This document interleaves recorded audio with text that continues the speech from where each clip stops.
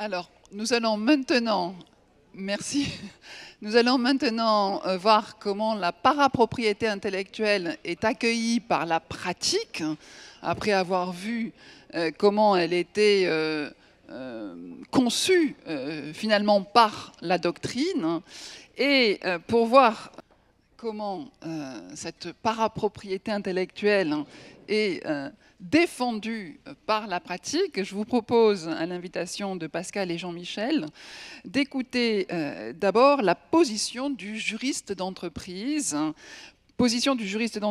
que va nous développer Julien Taïeb, qui est chef des affaires publiques et légales à la Ligue de football professionnel.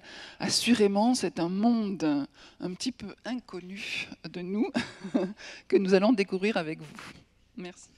Merci beaucoup au professeur Bruguière et Tréfini de m'avoir invité aujourd'hui à parler dans le cadre de ce colloque dédié à la parapropriété intellectuelle. Et j'ai envie de remercier les intervenants qui viennent de s'exprimer parce que les portes qui ont été ouvertes grâce aux références à l'utilitarisme, mais aussi aux projections intellectuelles que recherchent les personnes derrière les marques et donc les références à la valeur finalement d'une marque, comprendre pourquoi est-ce qu'on cherche à s'associer à une marque ou à un nom, me paraissent être deux portes d'entrée tout indiquées pour vous parler de l'activité qui est la mienne, donc qui est la direction des affaires juridiques et publiques à la Ligue de football professionnel. Qu'est-ce que c'est que cette Ligue de football professionnel? Cette ligue, comme toutes les autres ligues, est une émanation de la fédération qui, comme elle ne peut pas s'occuper de tout un sport, délègue une partie de son activité.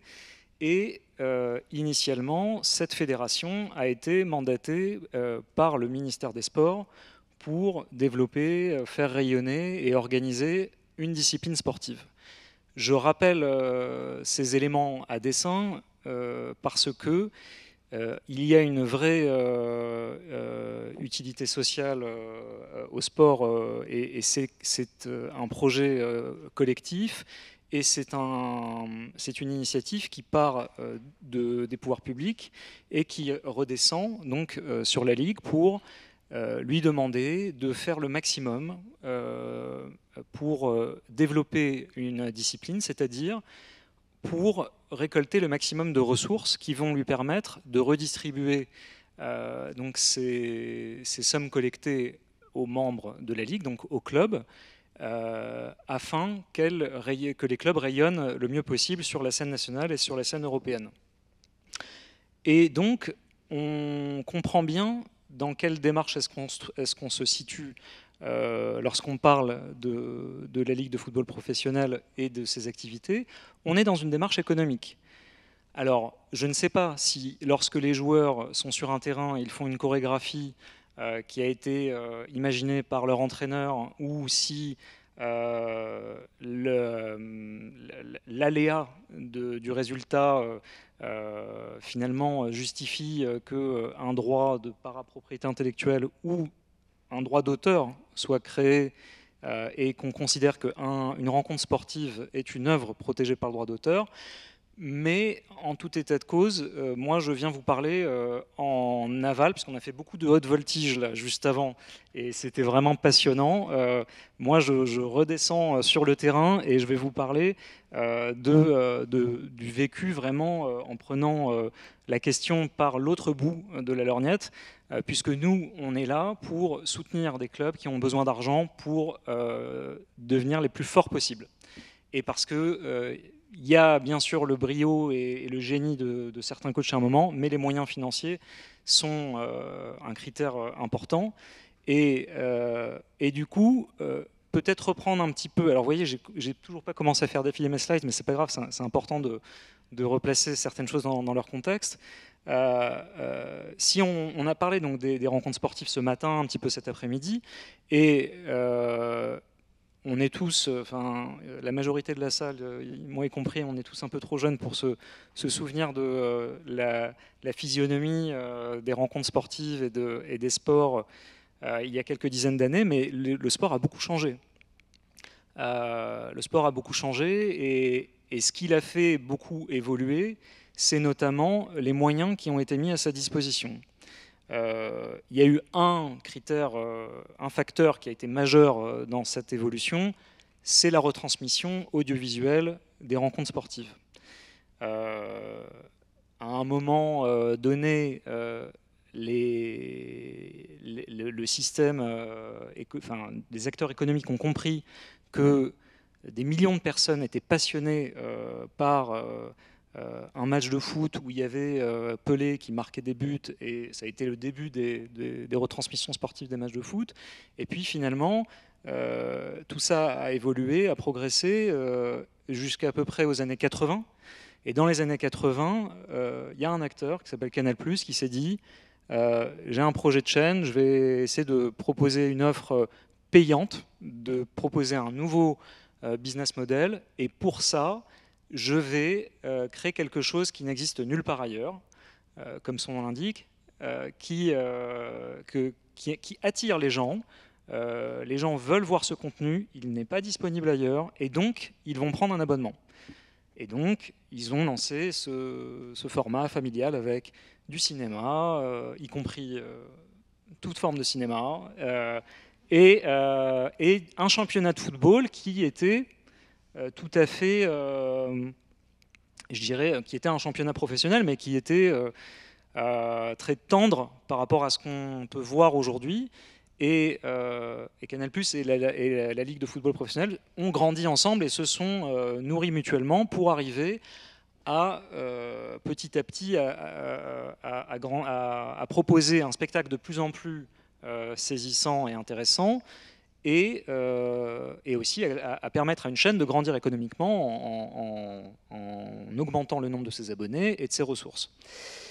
Et ça a été un critère déterminant, mais quand je vous ai dit que les gens étaient attirés par un match de foot, par Pelé, Zidane, Ronaldo, Messi, parce que ça les fait rêver, ça les fait sortir de leur quotidien, et ils ont envie, de la même manière d'ailleurs qu'ils voient une publicité avec une marque de luxe, Vuitton, une actrice de cinéma, et puis leur esprit est transporté, et ils se sentent eux-mêmes transportés, et ils ressentent quelque chose d'agréable.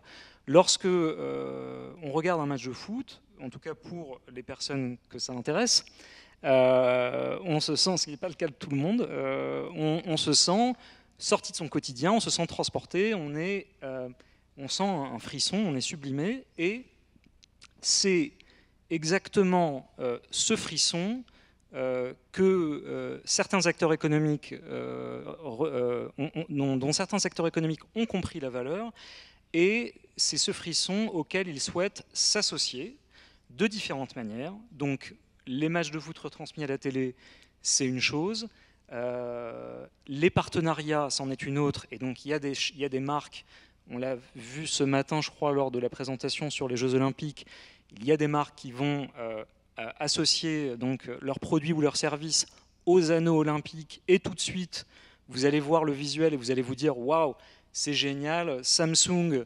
do your impossible, et là vous vous dites c'est vrai que Samsung c'est cool, et donc peut-être que je vais m'acheter une télé Samsung plutôt qu'une télé Sony. Et c'est aussi bête que ça. Donc les partenariats sont là pour augmenter l'attractivité d'une marque, et lorsque Nike arrive à convaincre Michael Jordan de signer un contrat de partenariat exclusif en lui disant on va faire des baskets, tu vas voir, ça va être un truc de dingue, alors qu'à l'époque il voulait signer avec Adidas, il se laisse embarquer parce qu'ils mettent plus d'argent sur la table et que Adidas n'est pas intéressé par Jordan à cette époque-là. Il y a ce même rapport entre deux acteurs qui vont mutuellement bénéficier d'une projection mentale qui est proposée à un public et qui va provoquer un frisson. Et une fois qu'on a dit ça, donc on a parlé des droits télé, des retransmissions donc des matchs, on a parlé des partenariats, il y a donc bien sûr le grand frisson qu'on ressent lorsqu'on va dans le stade et donc qu'on achète un billet. Par extension, les hospitalités avec les sociétés qui vous invitent à venir voir un match et qui profitent de ce frisson pour vous faire signer un contrat parce que vous avez vous vous êtes oublié, vous vous êtes détendu et donc vous allez vous dire effectivement, je ne sais pas pourquoi, mais là j'ai envie de signer le contrat et donc j'étais pas si sûr hier, mais là je suis sûr, là j'ai vraiment adoré ma soirée, donc c'est bon, on va faire affaire. Donc il y a cet aspect-là qui fait aussi partie des assets, de la valeur économique qui peut être extraite d'une rencontre sportive. Et enfin, il y a les paris sportifs. Alors, on a beaucoup entendu parler des paris sportifs ce matin. Je vous avoue que je n'ai pas toujours été d'accord avec ce que j'ai entendu. Et effectivement, vous avez peut-être vu des publicités à l'occasion de l'Euro qui a eu lieu donc, à l'été dernier, pendant lequel les opérateurs de paris sportifs ont été très très présents dans les médias, sur les abribus, à la télé, pour communiquer comme par hasard pendant cette compétition de l'Euro sur les paris que vous alliez pouvoir placer sur un match. Et à la suite de ça, on a entendu certains députés qui ont dit il y a peut-être un peu trop de communication et c'est peut-être pas assez réglementé parce qu'il y a un risque d'addiction, notamment chez certaines populations plus vulnérables que d'autres. Donc c'est un petit peu de ça que finalement je vais vous parler aujourd'hui, c'est des paris sportifs. Et donc, si j'arrive à passer en mode lecture, ça sera beaucoup mieux. Voilà. On va parler de différentes choses, on va revenir peut-être un petit peu sur le droit au pari pour comprendre ce que c'est que le droit au pari, comprendre comment est-ce qu'il est arrivé dans l'environnement juridique et de façon un peu plus pratique, regarder quelles en sont les modalités et revenir sur ce sujet de la communication des opérateurs qui me tient à cœur. Alors qu'est-ce que c'est que le droit au pari? Donc je vous ai dit qu'à un moment, on avait décidé de demander à des ligues, à des fédérations, puis en cascade à des ligues, de faire rayonner un sport. Donc on a effectivement eu une première loi en 1984 qui a posé les jalons du financement des sports. Un traité d'Amsterdam en 1997 qui reconnaissait l'importance sociale du sport et notamment sa capacité à créer un trait d'union entre les hommes. Un traité de Lisbonne qui va déboucher sur un livre blanc sur le sport où on reconnaît donc ce rôle sociétal et également sa dimension économique. Et finalement, une résolution en 2008 du Parlement européen où on parle du rôle du sport en matière d'intégration sociale, de lutte contre les discriminations et de promotion en matière de santé publique. Du coup, je vous ai dit que le ministère des Sports français nous avait donné en cascade une mission pour développer les moyens alloués au club de football professionnel. Et cette mission a été notamment encadrée par une loi de 92 qui parle pour la première fois du droit d'exploitation de l'organisateur sur la manifestation sportive qu'il organise. Et ça, c'était en 1992. Et donc, à la suite de cette loi, il y a eu beaucoup de débats sur le périmètre de ce droit d'exploitation. Et c'est notamment posé la question de savoir si le droit au pari était compris dans ce droit d'exploitation, le droit au pari étant donc le droit d'autoriser des opérateurs à proposer des paris sur les compétitions organisées. Et la réponse est arrivée quelques années plus tard. On va y revenir de façon en rétropédalage. Donc pour finir sur qu'est-ce que c'est que le droit au pari, on en a parlé ce matin. Donc on a un droit d'exploitation global à l'article L333 du Code du sport qui ne dit pas son nom délibérément puisque on ne dit pas finalement à quoi renvoie ce droit d'exploitation. On parle simplement d'un droit d'exploitation des manifestations ou des compétitions sportives ainsi organisées. Et juste après, on dit donc que le droit au pari est compris dans ce droit d'exploitation. Donc je reviens en rétropédalage sur cette loi de 92 qui avait dit il y a un droit d'exploitation des organisateurs. À la suite de ça, on se demande quel est le périmètre exact de ce droit d'exploitation. Et fin des années 90, c'est l'apparition, démocratisation de l'Internet auprès du grand public. Et du coup, les paris sportifs, qui étaient une activité donc, physique, où vous alliez voir les canassons, ou chez un bookmaker avec des petits papiers, devient digital. Et effectivement, ça s'y prête bien parce que vous pouvez, derrière votre ordinateur, placer un pari sur n'importe quel match, sur n'importe quelle compétition, y compris sur des compétitions qui se déroulaient en France, alors même qu'à cette époque, le droit de parier sur des manifestations sportives n'était pas autorisé par la loi française. Ça n'était pas autorisé, et donc le public qui avait envie de parier sur un match de foot devait aller sur une plateforme située à Malte, en Angleterre, à Singapour, pour effectuer cette opération. À ce moment-là, dans les années, donc en 2008 à peu près, la fédération de tennis, qui voit que des sommes très importantes sont placées sur le tournoi de Roland-Garros, dit « je vais attaquer un des opérateurs qui propose ces paris », en l'occurrence Unibet, et un arrêt important sur lequel on va revenir, rendu par la Cour d'appel de Paris, qui dit à la Fédération de tennis, effectivement, vous avez raison, vous êtes propriétaire donc d'un droit d'exploitation sur Roland-Garros. Ce droit d'exploitation comprend la possibilité de concéder le droit au pari à des opérateurs. Ils l'ont fait sans votre autorisation. Ils auraient dû donc vous en parler, vous demander l'autorisation et vous rétribuer. Ils ne l'ont pas fait. Ils doivent être condamnés. À la suite de cette condamnation, la loi française en 2010 reconnaît le droit au pari et définit les conditions du droit au pari.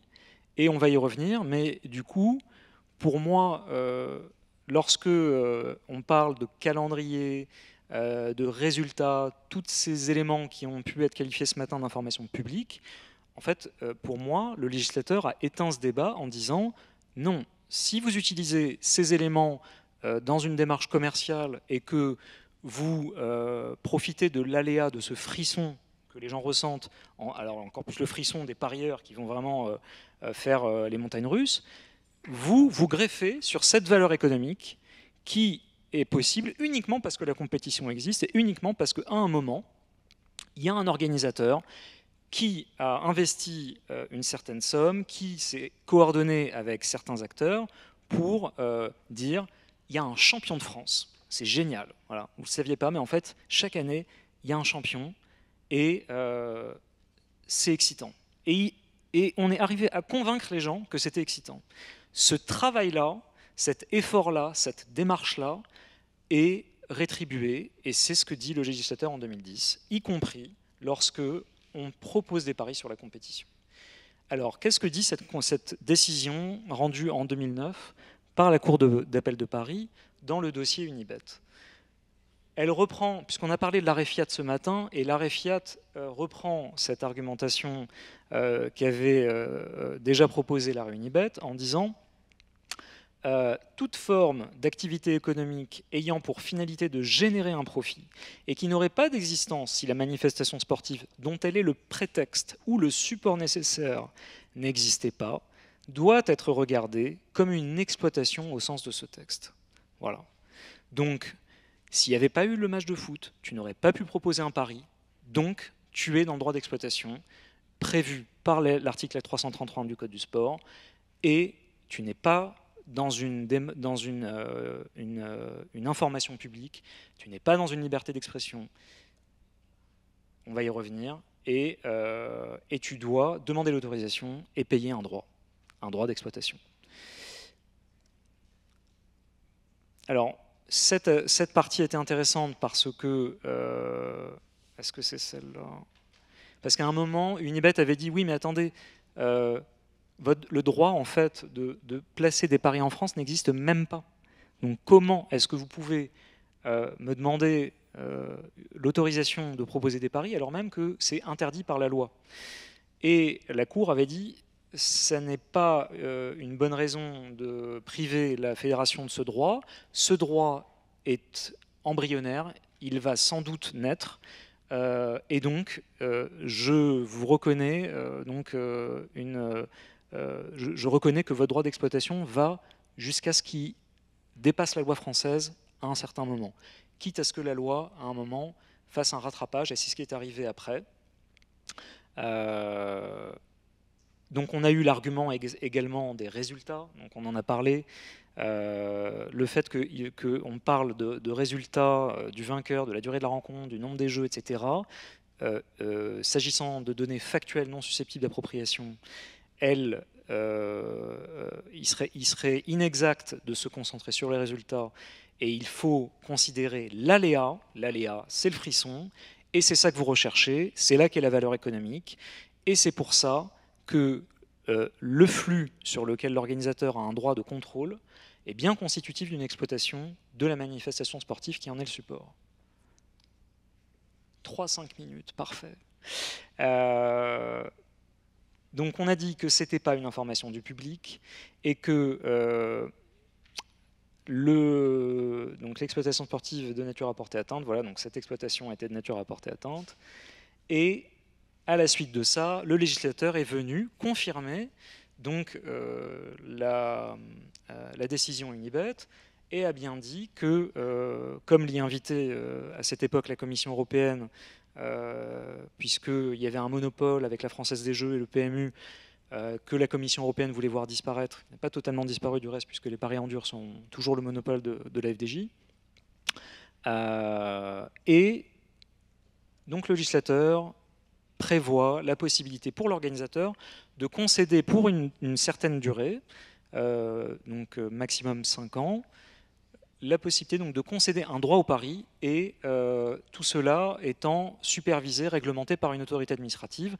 Au moment de la loi, c'était l'Argel, aujourd'hui c'est l'autorité nationale des jeux, et on va voir rapidement quelles sont les modalités de ce droit au pari. Les organisateurs donc concèdent le droit sur une base non exclusive, puisque tous les opérateurs agréés peuvent le proposer, peuvent proposer ce pari. Ils ont un droit de proposer des paris sur un match, et la grande question qui nous occupe, la Ligue, les opérateurs et la NJ depuis quelques années, c'est finalement qu'est-ce que ça veut dire de concéder un droit au pari, parce que ça, c'est pas prévu par les textes. Donc, est-ce que je te donne l'autorisation uniquement de proposer un pari sur ton site, ou est-ce que ce droit au pari comporte nécessairement le droit de faire la promotion de ce droit au pari? Est-ce que je suis capable d'exercer mon métier d'opérateur de paris si je n'ai pas le droit d'en parler? Donc, vous aurez compris que là, je parle avec la voix des opérateurs qui nous disent tenter plus que ils sont obligés de faire du marketing intensif pour pouvoir exploiter ce droit au pari. Et le problème pour nous, c'est que on est donc sur le fil du rasoir, sur une ligne de crête qu'il faut délimiter de façon très fine en permanence, parce que le marketing sportif est toujours plus inventif. Et lorsqu'on dit qu'on a le droit de communiquer sur l'offre de paris, est-ce que ça veut dire qu'on a le droit de se comporter comme un partenaire qui va dire j'utilise l'image des joueurs, les logos des clubs, le logo de la compétition? Est-ce que je suis limité quantitativement sur le nombre de visuels que je vais pousser sur les réseaux sociaux, sur les mailing lists, sur les newsletters que vous allez recevoir si vous suivez l'opérateur? Et du coup, il y a un désaccord et c'est vraiment là une question que je laisse ouverte, même si je viens avec ma casquette Ligue de football et que je défends dans mon quotidien les intérêts de la Ligue. On essaye de trouver un équilibre, parce que bien évidemment, on n'en a pas peut-être encore parlé, mais donc ce droit au pari, c'est quoi? C'est 1% des mises. Donc toutes les mises qui sont placées, 1% des sommes sont calculées sur ce montant et sont reversées à l'organisateur. Et ces sommes sont importantes, pourquoi? Parce qu'elles vont permettre à l'organisateur de créer des actions de prévention pour s'assurer qu'il n'y a pas de risque d'atteinte à l'intégrité des compétitions sportives. Et là, je parle donc des matchs truqués et des gens, des sportifs qui font exprès de perdre en échange d'une rétribution pour donner à ceux qui ont été à l'initiative de cet acte de corruption la certitude du gain. Et donc c'est une catastrophe parce que, comme on l'a dit, toute la valeur elle est dans l'aléa. Et donc si il n'y a pas d'aléa, la valeur économique disparaît et ça ne sert plus à rien de regarder un match. Parfait. Et du coup, on est tout à fait conscient qu'il faut trouver un équilibre. On reçoit ces sommes qui s'évaluent en millions d'euros chaque année. On mène de grandes campagnes pour aller parler aux sportifs, pour parler aux clubs, en leur disant « attention, si vous êtes approché, il faut refuser, il faut en parler, etc. » Et on surveille les cotes qui sont placées sur les marchés. Et dès qu'il y a quelque chose d'anormal, on le signale et les paris sont bloqués. Donc tout ça, on n'a pas la volonté de mettre un terme à ce système. On est bien conscient qu'il y a des partenariats donc avec le nom d'un opérateur sur le maillot des clubs qui rapporte de l'argent au club, c'est important, mais on veut pondérer cette communication des opérateurs et éviter qu'il y ait une confusion entre les partenaires qui achètent un droit supplémentaire pour communiquer, et c'est ce que prévoit la loi, puisque on parle bien dans la loi à l'article 333.1.3 de la possibilité pour les organisateurs de concéder à titre gratuit ou onéreux des droits sur les actifs incorporels dont elles sont titulaires. Donc en parallèle du droit au pari, il y a un droit de conclure des partenariats, et c'est cette recherche qu'on mène encore aujourd'hui au quotidien, puisqu'il y a un nouveau cahier des charges qui a été négocié et arrêté il y a un an, et les conditions de communication associées au droit au pari restent une question tout à fait ouverte. On verra quel tour prendront les choses au cours de cette saison. Merci.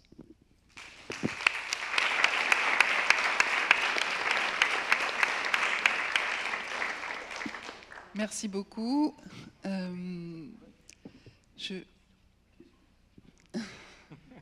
Je vais donc maintenant passer la parole à maître Annabelle Dalex, qui est avocate au barreau de Paris et du cabinet DDG. Donc vous allez nous présenter finalement le regard de l'avocat, de l'avocate sur ces parapropriétés intellectuelles.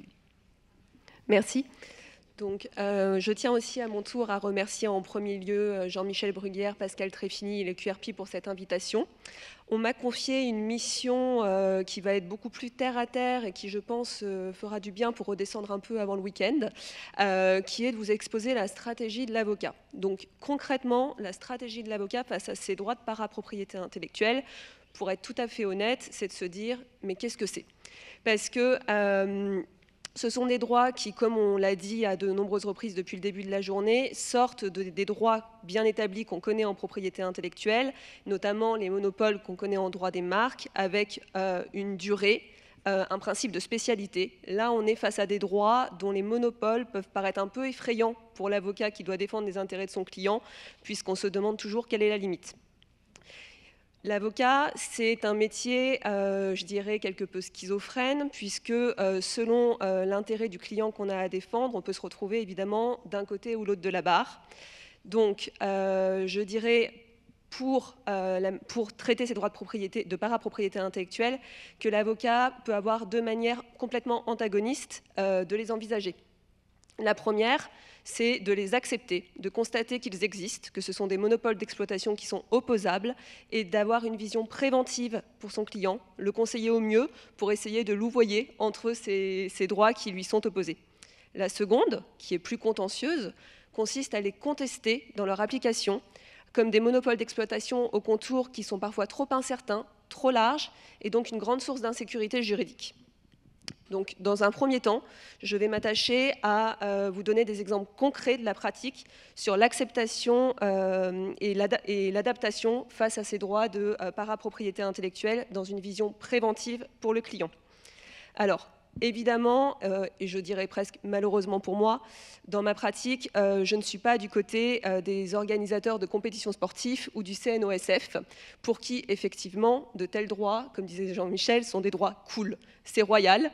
Quand on lit ces textes, effectivement, le monopole opposable au tiers est assez large. Je suis davantage du côté de clients qui se voient opposer ces droits, et parfois de manière très brutale, je dois dire. Donc force est de constater que le caractère dissuasif de ces monopoles d'exploitation est vraiment très fort. Un premier exemple concret pour illustrer ces droits, c'est une assignation qu'un de nos clients a reçue au cabinet, délivrée par le fameux Comité national olympique et sportif français, sur le fondement de l'article L 141-5 du Code du sport qu'on a vu en long, en large tout à l'heure. Donc, le client, en l'occurrence, c'est un organisateur de paris sportifs. C'est un client sérieux, établi sur le marché, reconnu et agréé par l'autorité nationale des jeux, ex-Argel, et qui a été, a fortiori, autorisé par le CNOSF à organiser un pari sur la compétition. Dans le cadre de son activité, le client communique de manière classique sur son compte Twitter pour annoncer la tenue du pari en marge des Jeux olympiques. En l'occurrence, c'était les Jeux d'hiver de Pyongyang.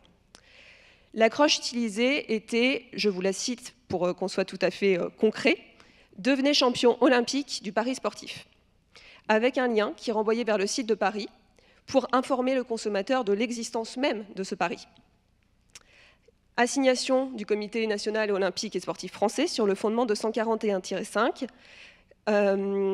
avec des demandes indemnitaires vraiment très élevées. Alors, la première réaction de l'avocat spécialisé en propriété intellectuelle, encore avec assez peu d'expérience comme moi et qui ne connaît pas ce droit, est d'être complètement insurgé et de se dire « ils n'ont rien compris ». Évidemment, on pourrait invoquer la référence nécessaire du droit des marques ou invoquer les grands principes de liberté du commerce et de l'industrie. Après une petite lecture approfondie du texte de L 141-5 et une découverte de ce régime complètement sui generis, évidemment, la recommandation pour le client n'était plus la même. Elle était de constater qu'on était face à un mur, ou en tout cas un débat, beaucoup moins évident que celui qu'on aurait pu avoir si c'était un simple droit de marque qui nous avait été opposé.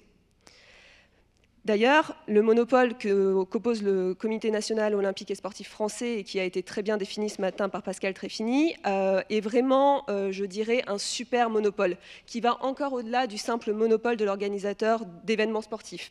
Si on devait faire la comparaison avec ce qui vient de nous être dit à l'instant, pour des compétitions de football, la jurisprudence a déjà pu juger que le fait pour un organisateur de paris sportifs autorisé d'utiliser des marques qui désignent les équipes de football, le nom des équipes simplement, était un usage autorisé et mesuré, puisqu'il était nécessaire pour identifier les équipes concernées par le pari sportif. Évidemment, il n'est pas possible d'utiliser une périphrase pour désigner le PSG. On est obligé de dire, a priori, PSG. La jurisprudence, toutefois, est complètement abondante, et c'est assez désespérant pour l'avocat, pour le Comité national olympique et sportif français. Ce sont des dossiers qu'il plaide et ce sont des dossiers qu'il gagne. Donc, concrètement, le conseil qu'on pouvait donner à notre pauvre client, c'était de faire marche arrière, bien qu'on avait quand même des idées derrière la tête, j'y reviendrai plus tard. Donc, face à ce constat, le client pragmatique a souhaité transiger ce dossier.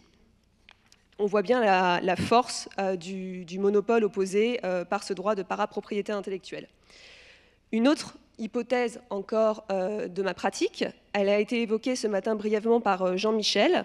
C'est un droit assez hybride qui a été introduit par la loi de 2016 pour une république numérique et qui se situe à l'article L324 du Code des relations entre le public et l'administration.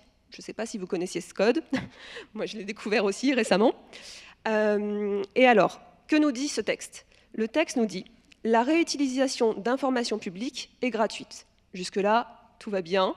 A priori, des informations qui sont publiques dans le domaine public peuvent être libres de droit, peuvent être réutilisées. Toutefois, les administrations mentionnées au premier alinéa de l'article L300-2 du Code, donc ce sont l'État, les collectivités territoriales, les autres personnes de droit public ou les personnes de droit privé chargées d'une telle mission, peuvent établir une redevance de réutilisation lorsqu'elles sont tenues de couvrir par des recettes propres une part substantielle des coûts liés à l'accomplissement de leur mission de service public. Concrètement, qu'est-ce qui s'est passé pour notre client ? Notre client, c'est un horloger suisse qui voulait lancer un produit de luxe, une montre, réutilisant une carte du XVIe siècle. Donc a priori, on ne peut pas faire plus dans le domaine public qu'une carte du XVIe siècle, qui avait été achetée puis numérisée par la Bibliothèque nationale de France. On est donc sur un produit de luxe, un produit qui est cher à produire, qui va être une collection emblématique, qui va être poussé en termes de communication, il y a des investissements pour le client. Donc évidemment, quand le conseil, l'avocat est interrogé sur est-ce qu'on a besoin ou pas de payer cette redevance qui peut paraître contestable, on a tendance à être précautionneux. Dans ces conditions, quand bien même évidemment le monopole au titre du droit d'exploitation de la BNF paraît contestable puisqu'on est en train de reconstituer un monopole du seul fait d'avoir numérisé, exhumé d'archives une carte du XVIe siècle et du coup obtenir une redevance à ce titre, on ne prend pas de risque et on recommande aux clients, dans ces cas-là, pour éviter notamment un référé à interdiction, de payer sa redevance. Bien entendu, on a encore des arguments de négociation. On peut faire valoir toutes les contestations que je viens d'évoquer, notamment sur la reconstitution de ce monopole sur une œuvre qui, a priori, appartient au domaine public, pour essayer de négocier à la baisse le prix de la redevance demandée. Un dernier exemple qui peut permettre aussi de mesurer la portée de ces droits vient cette fois-ci de la jurisprudence, et je vais faire un petit pas de côté pour aller sur le terrain du parasitisme qui m'est cher, Jean-Michel le sait.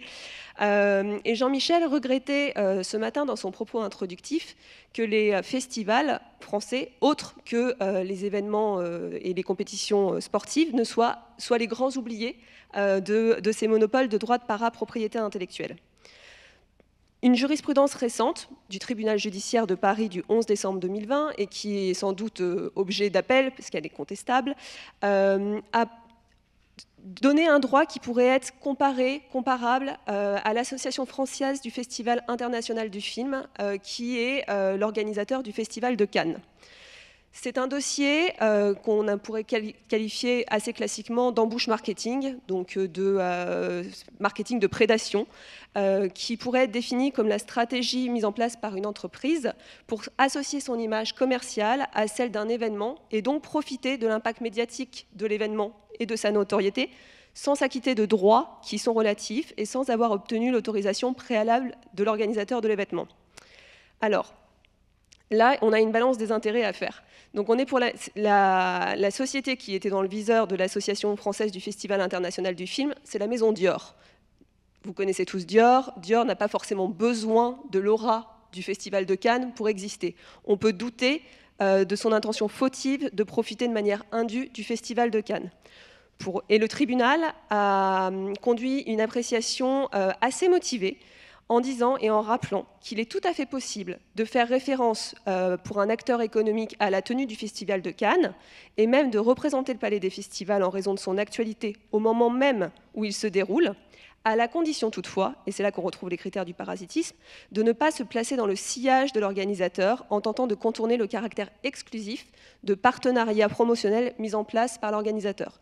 Donc ça veut dire en sous-jacent que parce que l'organisateur du Festival de Cannes contracte sur son image et sur sa notoriété, ceux qui ne le font pas peuvent potentiellement être accusés d'être des parasites, alors qu'on peut réellement douter de la volonté de Dior de se placer dans le sillage de la notoriété du Festival de Cannes. Pour être concret, j'ai oublié de le dire et c'est quand même important, de quoi on parle. Dior avait fait une story Instagram, tout simplement, avec un hashtag, c'était Dior Cannes et Dior Makeup, c'est tout.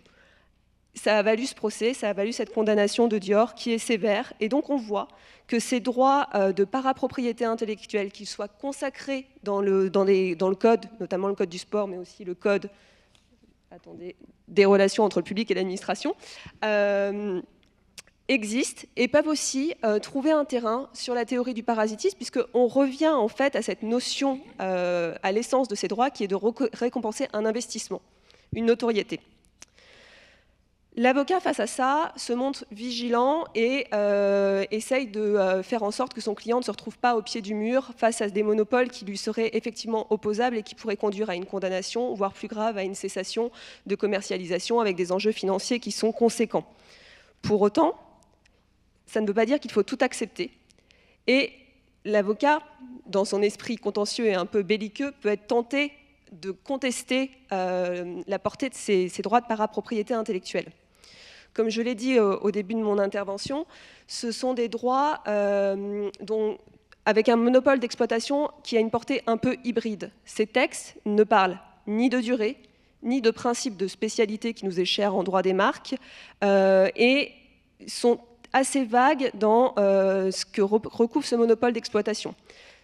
Le corollaire de ça, c'est que ceux qui les invoquent peuvent être tentés de mettre toujours plus de droits derrière ce monopole d'exploitation, notamment dans les prétentions qu'ils opposent aux clients qu'on est tâché de défendre. Si j'en reviens au dossier du Comité national olympique et sportif français qui m'a particulièrement frustrée, puisqu'on a transigé, je dois dire que, selon nous, l'assignation du CNOSF était critiquable vraiment sur le plan judiciaire, au moins à 2 niveaux. La première, c'est que les faits litigieux dataient du mois de février 2018, donc je l'ai dit, hein, c'était les Jeux d'hiver de Pyongyang, et l'assignation, qui nous avait été délivrée dans le courant du mois de mars ou d'avril 2018, invoquait commodément la nouvelle mouture du texte de l'article L141-5 du Code des sports, qui est en fait plus large que celui qui était applicable au moment des faits. Donc j'ai les textes. À la date des faits qui étaient reprochés aux clients, le Code des sports donnait au Comité national olympique et sportif français un monopole d'exploitation sur les emblèmes olympiques nationaux, la devise, l'hymne, on l'a vu, le symbole olympique et seulement, je cite, les termes Jeux olympiques et Olympiades. Et c'est tout, c'est « et », c'est pas notamment, c'est « et ». Que faisait le client ? Le client avait tweeté « Devenez champion olympique du pari sportif ». Il n'avait pas tweeté « Devenez champion des Jeux olympiques ». Donc, a priori, on pouvait, en tout cas, discuter de l'opposabilité de ce texte, puisque ce n'était pas l'usage qui était incriminé par L141-5. Opportunément, le CNOSF a choisi d'invoquer la nouvelle mouture du texte, qui, elle, a été enrichie de beaucoup d'alinéas, et notamment d'un 6e alinéa qui prohibe l'usage des termes à titre simplement d'adjectifs olympique, olympien, olympienne. Forcément, quand on reprend ce texte et qu'on relit le tweet du client, devenez champion olympique du pari sportif, a priori, on tombe sous le coup du monopole. C'est la première critique qu'on avait envie d'opposer sur le plan judiciaire, sur l'application évidemment de la loi dans le temps et sur l'inopposabilité de ce texte au client. La seconde, elle est de l'ordre du contrôle de proportionnalité de la valeur de ce texte si elle devait être opposée à des grandes libertés. Évidemment, quand on a fait une application rigoureuse telle que la loi a l'air de vouloir conférer ce monopole au Comité national olympique et sportif français, le client ne peut plus communiquer utilement sur une activité de paris sportif qui est son activité et qui est pourtant autorisée. C'est-à-dire que le Comité national olympique et sportif français autorise le client à organiser des paris sur la compétition et rémunérer pour cette activité, et pour autant voudrait lui interdire de communiquer utilement sur cette activité. Donc ça revient potentiellement à priver d'effets utiles l'activité de l'organisateur de paris sportifs. C'est le débat. Bon, malheureusement, notre client est un pragmatique qui voulait avancer et qui n'était pas là pour nous accompagner dans nos débats pour la beauté du droit. Il ne nous a pas suivis alors qu'on avait chaudement poussé pour aller au contentieux et aller poser une question de préjudicielle pour aller un peu confronter ce monopole. Mais on ne perd pas espoir, le CNOSF surveille, il y aura d'autres occasions. Donc voilà, vous avez compris un peu le propos. L'approche de l'avocat, c'est pas de pousser le client au pied du mur, c'est au contraire d'être précautionneux et de faire en sorte qu'il ne soit pas qui ne soit pas en défaut face à des monopoles qui manifestement s'appliquent, mais pour autant toujours trouver la balance des intérêts. Et on l'a vu et on en a parlé ce matin, ça a été très bien exposé, je ne vais pas rentrer dans le détail de ces jurisprudences, mais donc on a eu l'affaire de la Fédération française de rugby contre Fiat, où effectivement là, la communication de Fiat n'était pas directement attachée à la compétition en tant que telle, mais il faisait simplement référence en tant que fait presque d'actualité. C'était en ce moment, que se passe-t-il? Il y a eu tel résultat sportif, Fiat y faisait une allusion. Bon, est-ce que ça doit tomber dans le monopole de l'organisateur de compétitions sportives? Je ne le pense pas, et la Cour de cassation a suivi ce raisonnement. En revanche, évidemment, ça ne veut pas dire qu'un acteur économique peut faire tout et n'importe quoi, et si jamais il dépasse la loyauté des affaires, le parasitisme pourra aussi venir sanctionner ces agissements. Donc c'est pas parce que c'est pas sanctionné sur le monopole de l'organisateur du pari sportif qu'il peut pour autant faire n'importe quoi. Donc tout est toujours une question d'équilibre. De la même manière, et cette jurisprudence a également été citée et très bien expliquée ce matin, on avait l'arrêt de la Cour d'appel de Paris de 2010 sur l'organisateur du Tour de France, qui n'a pas pu s'opposer valablement à ce qu'une agence de voyage cherche à vendre un itinéraire sur le Tour, tout simplement parce qu'une fois le Tour passé, cet itinéraire en fait prenait la nature juridique d'une simple information et qu'il n'était pas dans le champ à proprement parler de l'organisateur de la compétition sportive. Voilà, vous l'aurez compris, pour l'avocat, c'est un jeu d'équilibre. Donc, reconnaître, accepter, s'adapter, oui, mais tout accepter, non, parce qu'il y a un vrai risque pour la sécurité juridique.